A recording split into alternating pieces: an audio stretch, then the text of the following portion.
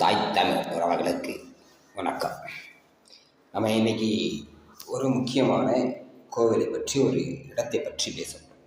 இந்த இடம் கிருஷ்ணகிரி மாவட்டத்தில் காவேரிப்பட்டினத்துலேருந்து 5 கிலோமீட்டர் தொலைவில், தருமபுரியிலேருந்து 35 கிலோமீட்டர் தொலைவில் இருக்கக்கூடிய பென்னேஸ்வர மடம் அப்படிங்கிற ஊரை பற்றி.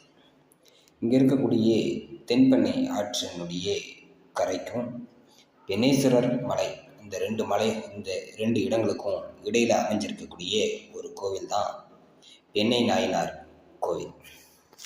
இந்த சிவன் கோயில் பார்த்தோம் அப்படின்னா, அருகில் இருக்கக்கூடிய ஜெயனூர் அப்படிங்கிற ஊரில் சைவ சமயத்தை சார்ந்தவர்கள் வாழ்ந்ததாகவும், அவர்கள் சைவ சமயத்தை சார்ந்த மக்களை அதிகமாக துன்புறுத்தினதாகவும் இதை கேள்வியுற்ற 3ஆம் குலோத்துங்க சோழன் சைனர்களை ஒடுக்கிறதுக்காக அங்கே வந்ததாகவும், அவர் கனவுல ஒரு லிங்கத்தை, சுயம்பு லிங்கத்தை கண்டதாகவும், அடுத்த நாள் ஒரு பசு பனை மரத்துக்கடியில் தானாக பால் சொறிவதை கண்டு அதிசயித்து அங்கே போய் பார்க்கும்போது, அங்கே அவர் கனவுல கண்ட அந்த சுயம்புலிங்கம் இருந்ததை கண்டு வணங்கியதாகவும், அதற்கு பிறகு அவர் போரில் வெற்றி பெற்று அங்கே அந்த கோவிலை கட்டி தான் சொல்கிறாங்க.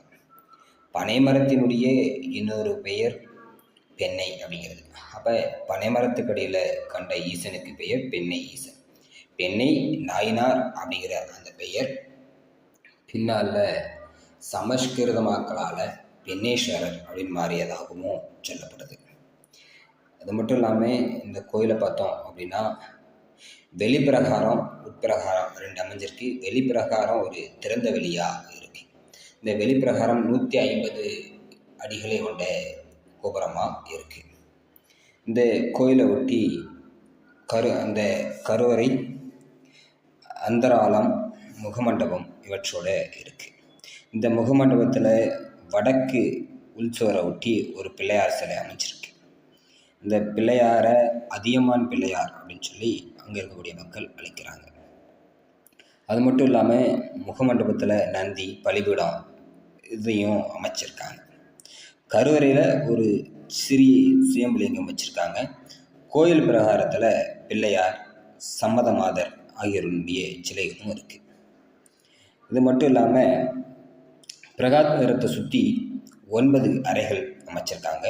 அந்த 9 அறைகளில் ராமர், சீதை, லக்குவன் மூவரும் சேர்ந்த ஒரு சிலை அமைக்கப்பட்ட ஒரு அறையும், அடுத்தடுத்து 5 அறைகளில் சிவலிங்கங்களும், அதுக்கு அடுத்த அறையில் வள்ளி தெய்வானையோடு இருக்கக்கூடிய முருகரும், அதுக்கு அடுத்த அறையில் அம்மன் சிலையும் அமைச்சிருக்காங்க.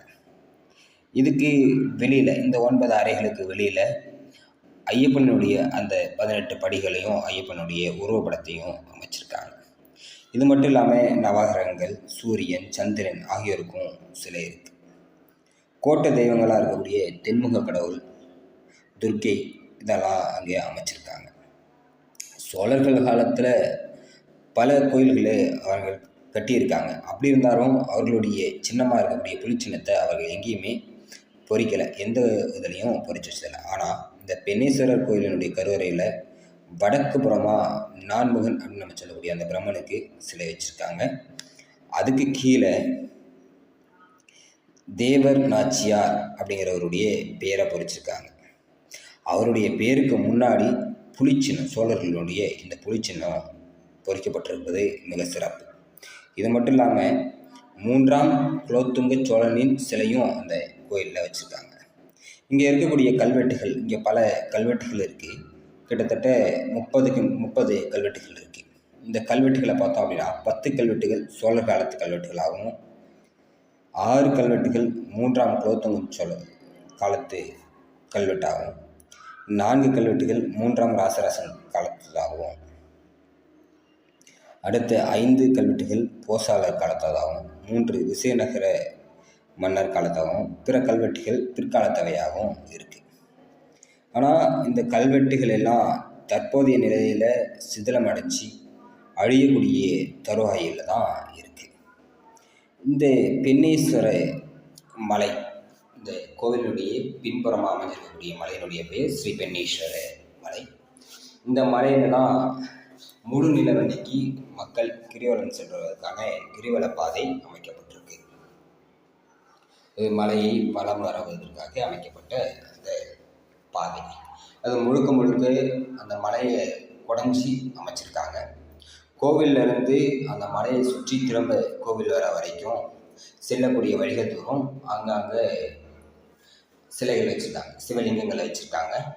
அது இல்லாமல் பெரியாண்டவர், அவர்கள் வணங்கக்கூடிய பெரியாண்டவர் சிலைகளை வச்சுருக்காங்க. அங்கே நிறைய இந்த இடத்துக்கு பேரு பென்னேஸ்வர மடம் அப்படின்னு சோழர்கள் பேர் சுட்டினாங்க. ஆறு மலை இது ரெண்டையும் தன்னகத்தே கொண்ட ஒரு சிவன் கோயில்னா அது இந்த பென்னேஸ்வர மடம் தாங்க. கோவிலினுடைய நுழைவாயில பார்க்கும் போதே தெரியும், பெரிய பாறைகளை சிற்பிகளை கொண்டு சிலை மாதிரி வடிச்சு உருவாக்குனது தான் இந்த கோபுரமும். அது மட்டும் இல்ல, 11ஆம் நூற்றாண்டுல சோழர்கள் அவர்களுக்கான அடையாளத்தை இந்த கோயில்ல நிறையவே வச்சுட்டு போயிருக்காங்க. இதுக்கு மடம்னு பேர் வர்றதுக்கு காரணம், சோழர்கள் இதை கோயிலா மட்டும் வணங்கல, இந்த இடத்துல தான் போர் புரிஞ்சுட்டு தங்குறதுக்காகவும். இப்ப நம்ம பார்த்த